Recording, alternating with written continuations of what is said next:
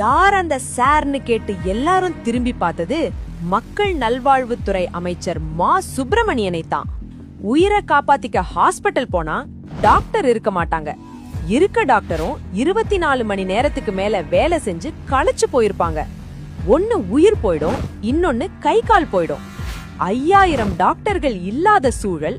ஆனா எல்லா சிறப்பா இருக்குன்னு மாசு கிட்ட இருந்து பேட்டி பின்னாடியே வரும். போலி இருமல் மருந்து குடிச்சு வட மாநிலத்துல 29 குழந்தைகள் செத்து போச்சு. தடுத்திருக்க வேண்டிய அமைச்சர் இன்பநிதி தயாரிச்ச படத்துக்கு ப்ரமோஷன் பண்ற பிஸில இருந்துட்டாரு.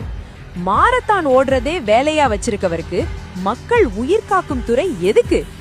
திமுக ஒழியட்டும், தமிழ்நாடு விடியட்டும். இந்த கும்பலின் ஆட்சி இனியும் தேவையா? சிந்திப்பீர். இவர்களை அகற்றிட வாக்களிப்பீர். தேசிய ஜனநாயக கூட்டணிக்கு. மலரட்டும் தாமரை, விடியட்டும் தமிழகம். வாக்களிப்பீர் எம்.ஆர். காந்திக்கு.